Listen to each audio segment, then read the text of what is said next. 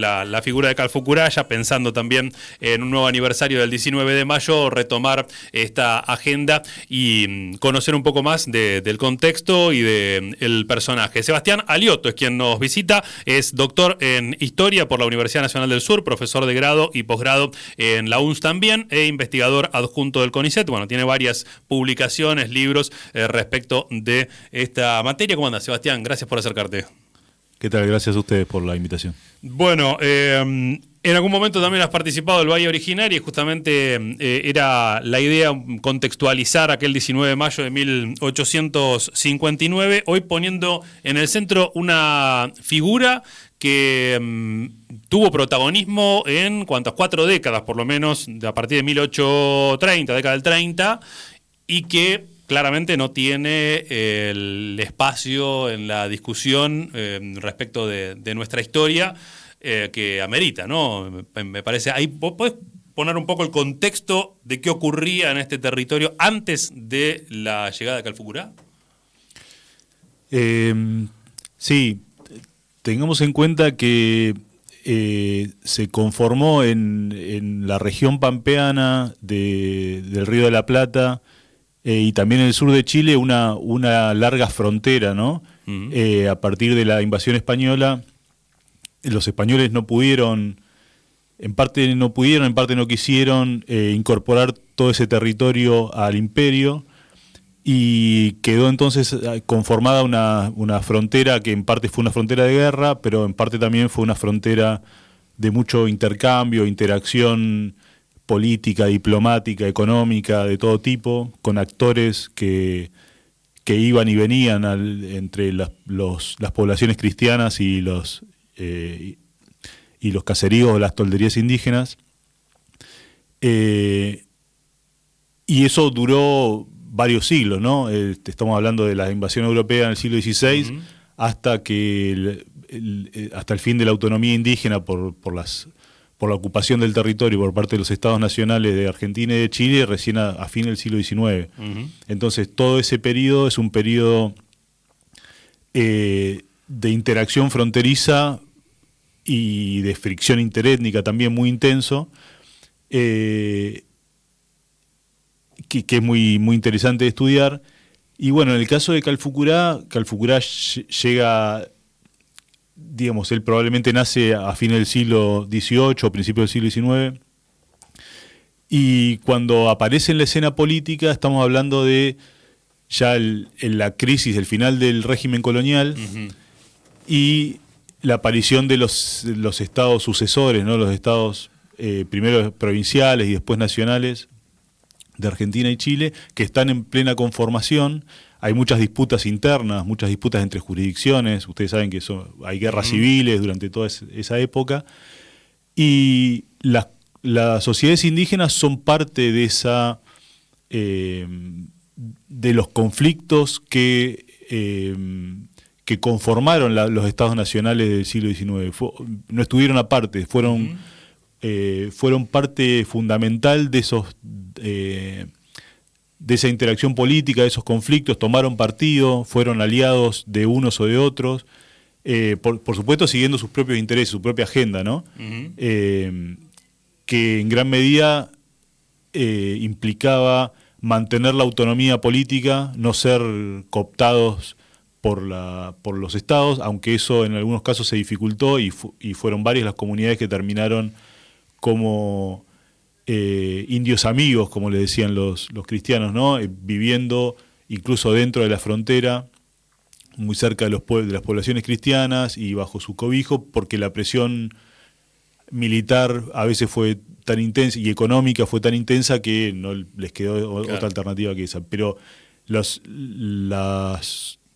sociedades que pudieron conservar su autonomía negociaron diplomáticamente, negociaron racionamientos también, uh-huh, o sea, raciones económicas por parte del Estado que compensaban su colaboración o su alianza, y en algunos casos también guerrearon, hicieron malones, que tienen un significado que no solamente es económico, sino también es político. O sea, el malón era una respuesta política ante lo que ellos consideraban una ofensa previa, uh-huh, que los dejaba como acreedores de una deuda que se tenían que cobrar, ¿no? Claro.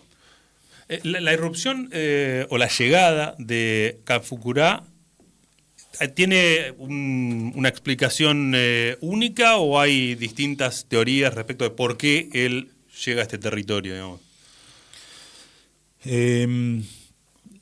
Hay algunas explicaciones diferentes. Él participa, tenemos que tener en cuenta que la documentación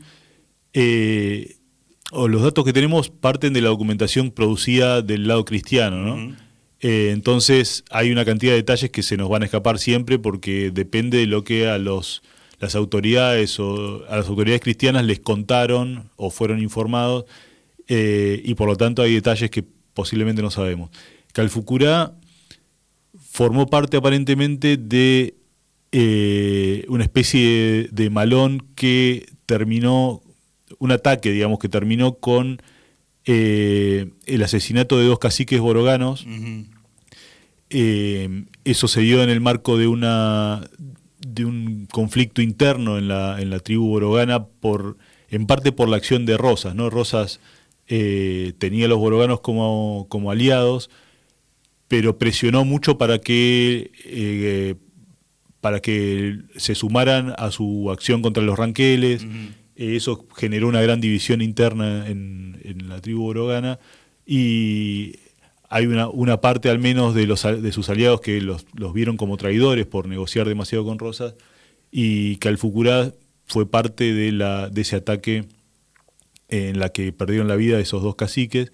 Después la tribu de los boroganos, que es la que ocupaba Salinas Grandes, ¿no? Donde después se instaló Calfucurá, entra en una crisis, una especie de desintegración, y finalmente, quizá a principios de la década del 40, Calfucurá se hace cargo de la situación y aparece como ya claramente en la documentación como el líder de un grupo que está sentado en Salinas Grandes y que está conformado por distintos fragmentos de grupos anteriores, ¿no? En parte algunos boroganos, pero también algunos ranqueles, gente que él trae de la cordillera. Él rearma, digamos, un grupo grande y viable en la zona de Salinas Grandes, que es una zona importante, uh-huh, desde tiempos coloniales ya.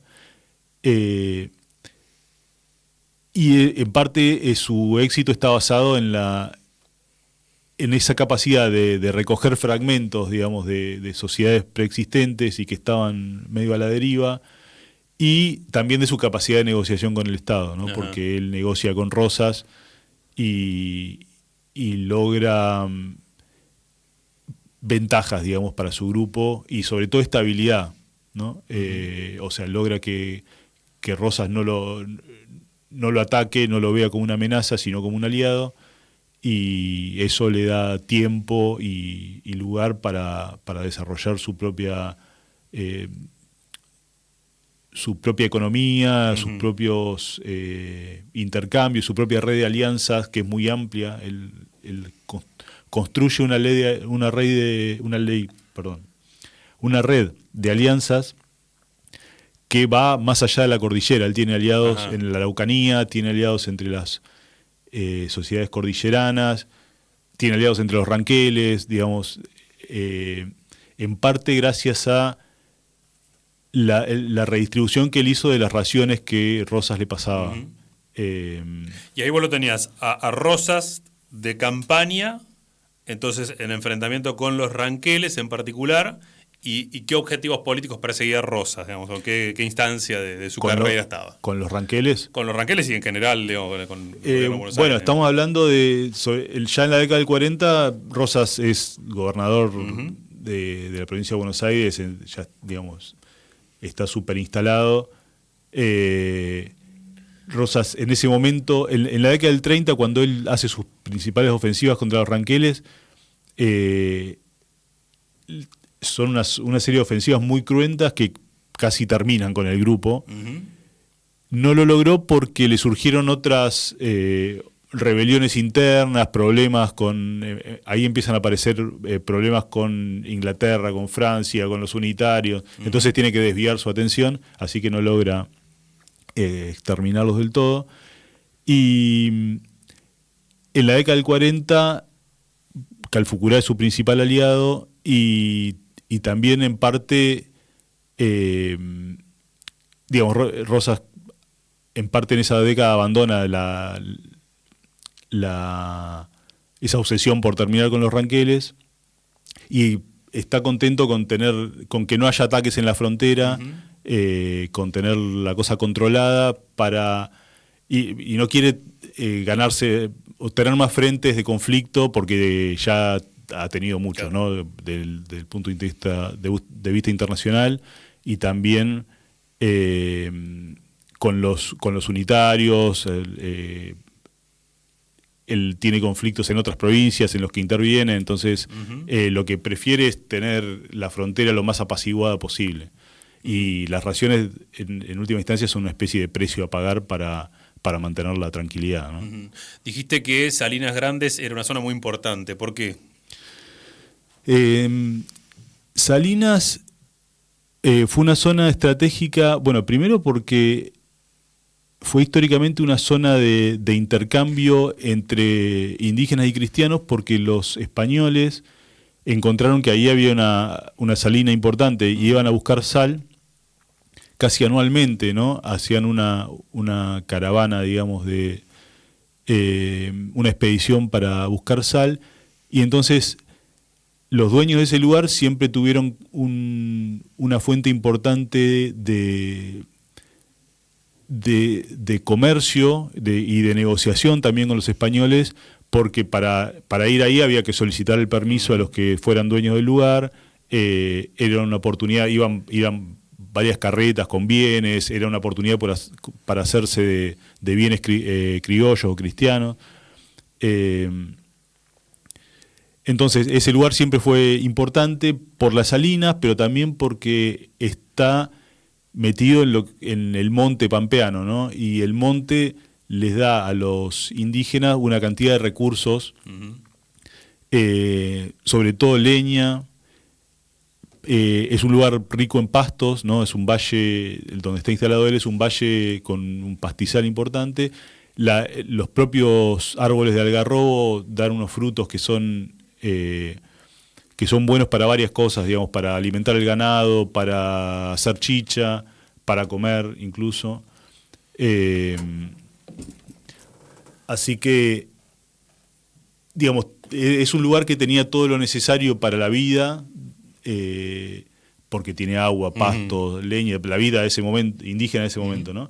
Y está más bien alejado de la frontera, que es algo que no ocurría ya para esta época, la zona serrana, por ejemplo, de Tandil, que era una buena zona y que siempre estuvo muy poblada, era una zona peligrosa porque estaba muy cerca de la frontera, o directamente metida en la frontera, ¿no? Una vez que se fundó el Fuerte Independencia y demás. La zona interserrana incluso pasó a ser más bien riesgosa, pasó a ser una zona más tapón, ¿no? Que despoblada y que servía de acolchonamiento. Entonces, esta región tiene esas características, tiene todos los recursos necesarios, tiene una salina que es importante como fuerte. Porque la sal, ¿qué importancia tenía en aquel entonces? O sea, estratégicamente era un recurso indispensable. La sal era un recurso indispensable obviamente para la vida cotidiana de la gente, pero sobre todo en el contexto de una economía muy basada en la ganadería. Para salar la carne era necesaria, y para tratar los cueros a veces también era necesaria la sal. Entonces,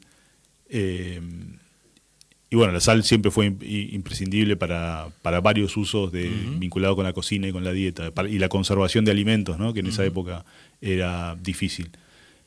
Así que era un recurso fundamental. Y en la forma de construir sus alianzas y acuerdos, digo, bueno, acá tenemos también alguna parte de la correspondencia que se ha editado hace algunos años, que es bastante profusa, ¿no? No sé, en comparación con otros líderes de la época, no sé si tenían esa preocupación por poder tener su propia diplomacia, ¿no? Es evidentemente una característica particular de Calfucurá.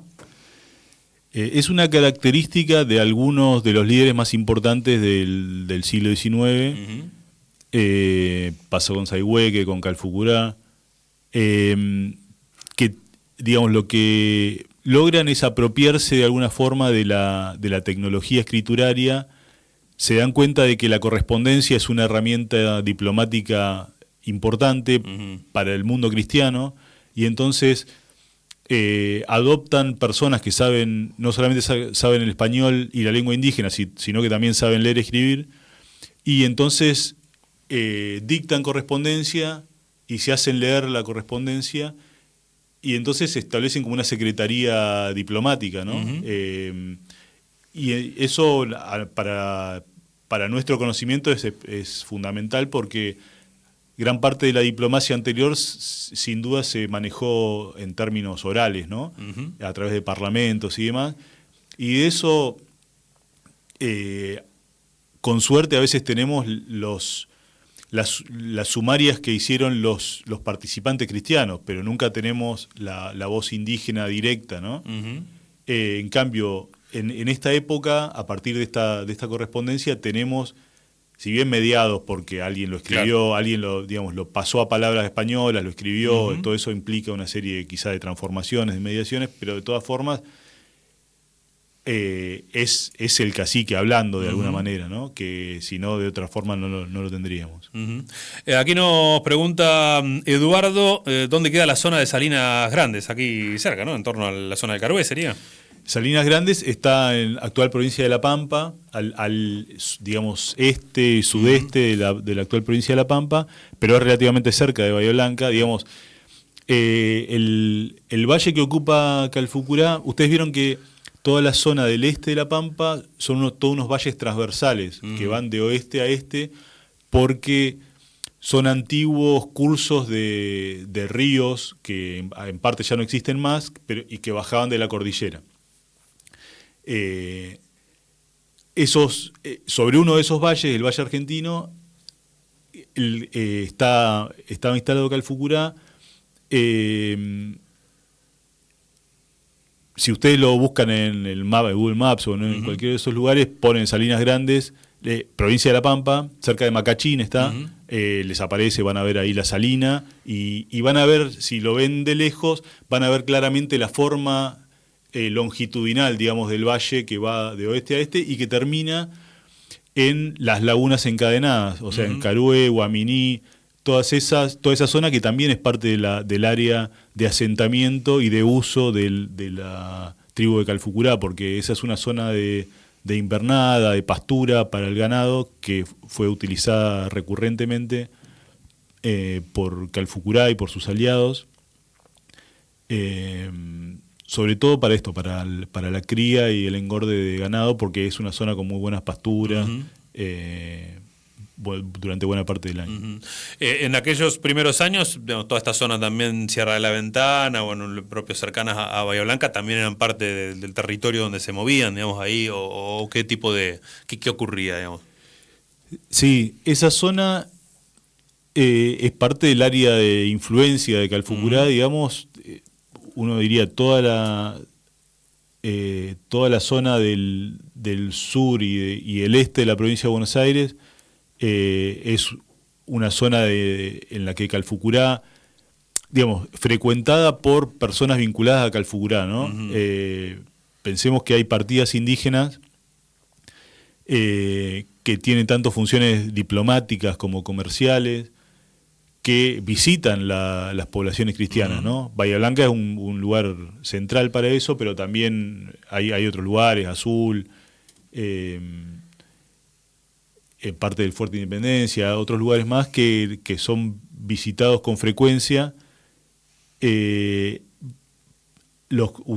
que podemos ver en esa correspondencia que vos mencionabas también es que todos los corresponsales que tiene Calfucurá, que en parte son comerciantes o gente importante, por ejemplo, de Bahía Blanca, de Azul, de otros lugares de la provincia, y vemos ahí en esa correspondencia como él dice, bueno, mando junto con esta carta, o mando esta carta junto con fulano de tal, alguien de su familia, otra gente, el caciquillo fulano, pero cuídenmelos, que no les pase nada, ¿no? Le encomienda a la gente, por ejemplo, de Bahía Blanca, a Iturra, que era uno de sus corresponsales, le le dice, te mando a una de mis mujeres, mando a uno de mis hijos y a otra gente, bueno, cuídenmelos, que no les pase nada. Pensemos que eran... Para los indígenas, ir a una población cristiana tenía sus riesgos, ¿no? La ocasión del intercambio comercial, pero también ir a un bar, digamos, a una pulpería, andar con caballos que podían ser envidiados y codiciados por otra gente. Bueno, todo eso podía ser, y también las enfermedades, ¿no? Que se podían contagiar en las ciudades, todo eso podía ser riesgoso, así que estas partidas, digamos, tenían sus precauciones, pero además eran encomendadas, digamos, a las autoridades para que en favor de mantener las alianzas no les pasara nada raro. Estamos conversando con Sebastián Alioto. Algunas de las menciones que suele haber en notas periodísticas, en la historia más conocida de Calfucurá, repite una serie de cosas que me gustaría contrastar. En principio, por ejemplo, cuando vos planteabas Calfucurá llega de la zona de Chile, en la misma correspondencia aparece mucho, bueno, los indios chilenos o los enemigos chilenos. ¿Era factible considerarlo así, de esa manera, en esto de la conformación de los estados? ¿Estaban en una etapa donde ese origen se pudiese plantear de esa manera? Bueno, lo de indios chilenos y argentinos... claramente es improcedente. Digamos, de parte de los estados se los empezó a llamar así para tratar de... primero como haciendo alusión a una cuestión geográfica, ¿no? Si uno lo mira desde el Río de la Plata, decir indios chilenos quiere decir, bueno, indios que vienen del otro lado de la cordillera. Lo que pasa es que después, si uno adscribe eso a un estado nacional, está cometiendo un error, porque esos estados son muy posteriores a la existencia de estas comunidades indígenas, ¿no? Y además la movilidad dentro del mundo indígena tampoco permite adscribir permanentemente a un grupo a un determinado lugar, ¿no? Si bien obviamente hay grupos que durante mucho tiempo ocupan determinados lugares, ha habido mucha movilidad también. Instalación de parte de algunos grupos en otros lugares, como ocurrió en las Pampas del Río de la Plata, ¿no? Hay muchos grupos que originalmente tenían un origen cordillerano y se instalaron de todas formas en las Pampas. De modo que es inapropiado digamos, adscribir a las sociedades indígenas a un determinado Estado nacional. Si bien eso fue sí una tendencia hacia finales del periodo, en la década de 1870, cuando Chile y Argentina estaban primero planificando la incorporación del territorio y además disputándoselo entre los dos estados. En parte trataron de obligar a las sociedades indígenas a tomar partido, ¿no? Bueno, ustedes son indios chilenos, indios argentinos, ¿cómo los consideramos? Y ahí Calfucurá, por ejemplo, tenía un objetivo político autónomo, era participar en la discusión del Estado, no sé, plurinacional que podría llegar a constituirse de este lado de la cordillera. ¿Le era indiferente esa discusión? De Calfucurá sabemos que hizo todo lo posible por mantener tanto la autonomía de su propia sociedad como el modo de vida que llevan adelante y por supuesto el territorio, ¿no? Él veía lógicamente que desde su época de juventud hasta que él fue viejo, los estados nacionales habían estado avanzando territorialmente sobre lo que era terreno indígena. Trató de resistirlo de todas las formas posibles, con la diplomacia, la negociación, la amenaza del uso de la fuerza o el uso directo de la fuerza. él pidió a sus sucesores que trataran de no entregar ciertos puntos claves del territorio que él pensaba que eran fundamentales para preservar esa autonomía. Por ejemplo, las encadenadas de Carué y de Guaminí, Cholechuel, varios lugares que son lugares estratégicos. En cuanto a la discusión sobre la organización del Estado Nacional, sabemos, por ejemplo, el momento en que él actúa con mayor claridad en ese sentido es cuando el Estado de Buenos Aires se separa de la Confederación Argentina en la década del 50. Ajá. Él ahí tiene una doble diplomacia, o sea, él se escribe con Mitre y se escribe con Urquiza también, pero lo que uno ve es que él prefiere que gane la Confederación, digamos. Él está más bien del lado de Urquiza. Ajá. Si bien negocia con Mitre porque la provincia de Buenos Aires es la que está más cerca de su propio centro de poder y trata de negociar en el sentido de mantener las raciones que había tenido, de evitar la guerra directa, digamos, si bien hay muchos conflictos armados en ese momento, pero casi siempre está tratando de que Urquiza lo ayude o de él ayudar a Urquiza y toma partido más directo por la victoria de la Confederación y de hecho eso resulta en un fracaso, ¿no? O sea, él resulta en ese sentido derrotado y tiene que negociar con un Estado-Nación unificado que es dirigido por Mitre y por los unitarios que él en parte había combatido, ¿no? ¿Y ese es el comienzo del fin o todavía? Ese es el comienzo de no del fin, pero sí de una reorientación, y las cosas se le hacen cada vez más difíciles, ¿no? En la década del 60 y más todavía en la década del 70, cuando ya claramente el Estado Nacional tiene una cantidad de herramientas que antes no tenía y una convicción mucho más firme de avanzar sobre esos territorios. Pero bueno, él hace una serie de ataques de malones ahí en los primeros años de la década del 70,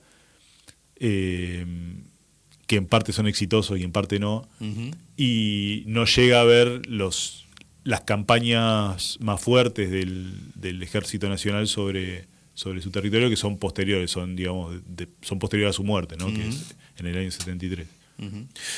Hablabas de los malones, digamos, como parte de esa estrategia que, y bueno, iba respondiendo también a estas distintas etapas, digamos, parte de esto también de lo que uno ve en las narrativas, bueno, malones permanentemente, una cosa irracional, bárbara, sin ningún tipo de objetivo. Podemos pensar también en lo que se presenta aquí como el último malón. ¿Qué más nos puedes contar respecto de esto? ¿De qué manera se definían?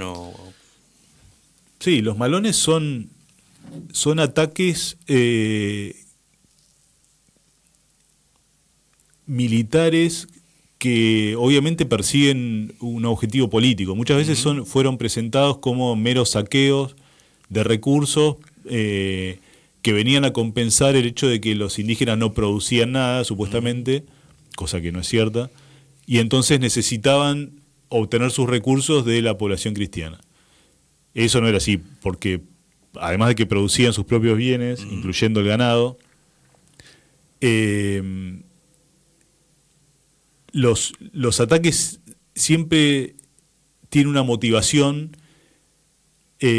obviamente que se llevan recursos que son importantes, sobre todo ganado, a veces cautivos también, pero el objetivo de eso es, en el caso de los cautivos y de las cautivas, es poder negociar después el canje, ¿no? De cautivos. O sea, los indígenas tienen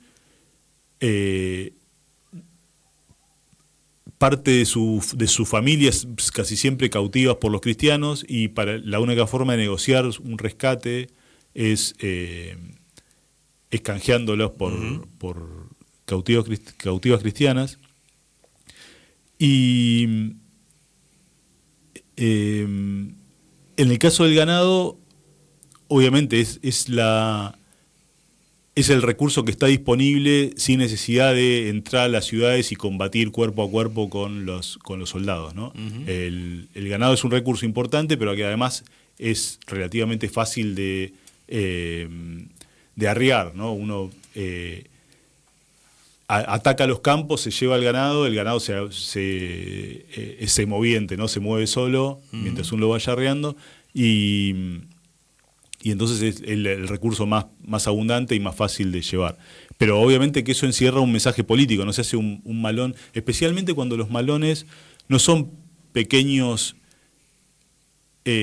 robos de animales, digamos, que hacen 4 o 5 personas que se llevan unas vaquitas que andan dando vueltas. Cuando hablamos de los grandes malones estamos hablando de 2.000 guerreros, por ejemplo. Y no se juntan 2.000 guerreros de indígenas que piense que no conforman un ejército regular, ¿no? No están obligados a ir a la guerra si no quieren. Entonces, Calfucurá, para juntar esos 2.000 guerreros, tiene que convencerlos de que es necesario ir a vengar una ofensa, a proteger el territorio o lo que fuera que les diga para convencerlos. Los participantes tienen que tener alguna afrenta personal para vengar, y obviamente que el ganado también es una especie de compensación por lo que están haciendo, ¿no? Por el riesgo que toman, por los gastos. Hacer un ataque implica usar los propios caballos, estar varios días fuera de la casa, ¿no? Entonces, obviamente que después se lleva un botín y se reparte ese botín, o mejor dicho, cada uno se lleva lo que puede obtener. Pero lógicamente no es un mero saqueo, digamos, con fines de robo. Hay una motivación política y hay toda una planificación político-diplomática atrás de un ataque de esa naturaleza, ¿no? Estamos hablando de los grandes ataques que juntan 1.500, 2.000 guerreros, 2.500 guerreros. Es muchísima gente. Mucha gente, ¿no? Hay Claro, que convocar. El ejército no sé cuánto tendría por aquella época. Y casi siempre, digamos, si tomamos las fuerzas de cada población, son infinitamente menos. Casi siempre, cuando se arma un ataque de esa naturaleza sobre un punto, casi siempre los indígenas están en ventaja numérica, porque si no habría que juntar todo el ejército de la provincia, digamos, para enfrentarlos, ¿no? Pero para un ataque semejante, Calfucurá tenía que movilizar sus aliados desde distintos lugares, claro, ¿no? Mandaba llamar a sus aliados ranqueles, a sus aliados cordilleranos, ultracordilleranos, porque si no, no se pueden juntar tanta gente. Entonces, eso implicaba todo un trabajo de articulación que era laborioso y además llevaba tiempo, y tenía esta particularidad de cuando él convocaba tanta cantidad de gente, después era muy difícil frenar el malón. Algo que uno ve en la diplomacia de esa época es, en algún momento las autoridades estatales ven que se les viene un ataque, ven que se están juntando mucha gente y le dicen a Calfucurá, bueno, negociemos, queremos firmar la paz, y él ya no lo puede frenar. Claro. Y él le dice, ya está, o sea, para frenarlo había que frenarlo antes, ahora ya todo el mundo está acá y todo el mundo quiere cobrarse, digamos, las deudas y llevarse su botín. Y no hay forma de mandarlos a la casa de vuelta con la mano vacía, ¿no? El 19 de mayo de 1859 quedó registrado aquí en la historia de Bahía Blanca como el último malón. A su vez, se destaca por lo que algunos documentos advierten que termina con la derrota del malón y una gran hoguera en lo que hoy sería la Plaza Rivadavia. ¿Fue el último malón? ¿Fue un malón más? ¿Tuvo alguna particularidad? ¿Qué se puede reconstruir de ese momento? No fue el último malón, porque hubo otros más, y sobre todo uno muy grande, también encabezado por Calfucurá en 1870. Pero sí fue un malón de los importantes, de los grandes. Ocurrió porque Calfucurá y sus aliados acumularon varias ofensas, digamos, que querían vengar en Bahía Blanca, incluyendo una invasión del año anterior de parte de las tropas de Bahía Blanca hacia Salinas Grandes, justamente. Fue la única vez que las tropas llegaron ahí en vía de Calfucurá, los indígenas tuvieron que salir, que huir, digamos, y dejar las tolderías paradas incluso. Y obviamente los cristianos se llevaron el ganado que encontraron, quemaron las tolderías. Bueno, fue un ataque importante y Calfucurá al año siguiente reunió todas las fuerzas que pudo. Bueno, hay otras ofensas más. Calfucurá mandó a una de sus esposas con una de estas comitivas de las que estamos hablando, se la encomendó a Iturra, que era un personaje importante acá, un comerciante que también fue encargado político de la población, Iturra la apresó y la mandó a Patagones. Bueno, y hay varias cuestiones más que se fueron sumando. Entonces Calfucurá organiza este gran malón. El malón en realidad no es un fracaso, el malón es un éxito porque el grueso de las tropas de Calfucurá, que se estiman en 2.000 guerreros más o menos, se quedan en las afueras de Bahía Blanca, en el valle, digamos, del Napostá y demás, arriando el ganado, que ese es su objetivo principal, digamos, no entrar a la ciudad, sino llevarse el ganado. Eso lo hacen a la vista de todo el mundo. Incluso hace una especie de desfile militar en la zona alta de la ciudad, sin que nadie haga nada, porque las fuerzas locales están en inferioridad de condiciones numéricas, pero por mucho. Lo que sí resulta en enfrentamientos es que hay una pequeña partida que se interna en la ciudad, va por la calle, que hoy se llama 19 de Mayo justamente, por eso, y destruye parcialmente el boliche de Iturra, que estaba en 19 de Mayo y Celarrayán, digamos, ¿no?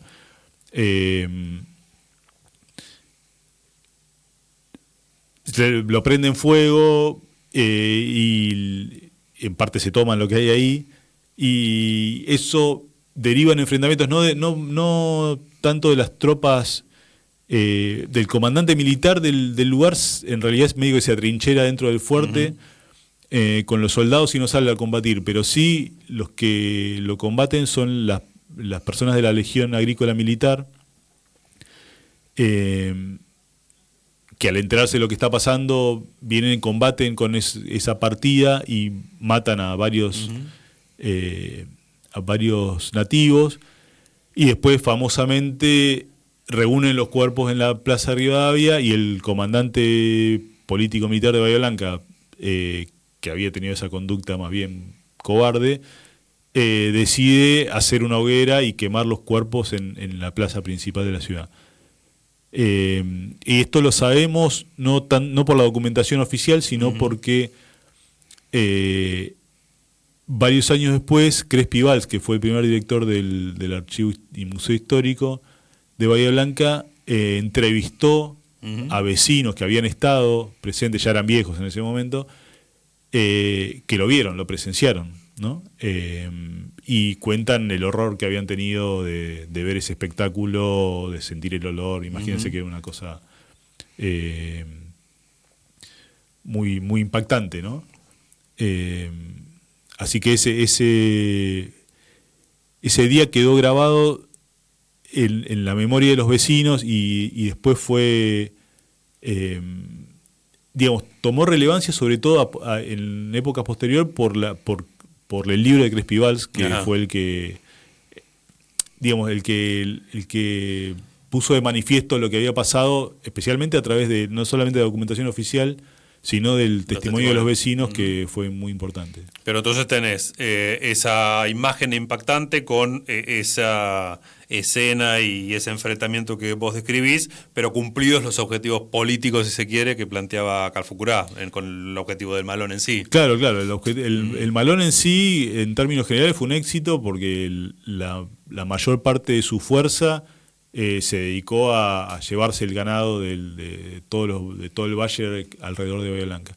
Y después esta pequeña partida que se internó sufrió una especie de derrota, digamos, de derrota militar, y varios de ellos fueron muertos por las tropas locales. Sí, así fue. Sebastián, en cualquier momento la seguimos, te agradecemos este rato que te tomaste, invitamos también a quienes quieran saber más, estos encuentros que estarán comenzando ya formalmente la semana que viene, el cacique Calfucurá y su época 1800-1873, es el seminario en el marco del doctorado de Historia de la Universidad, pero bueno, no específicamente para quienes están dedicados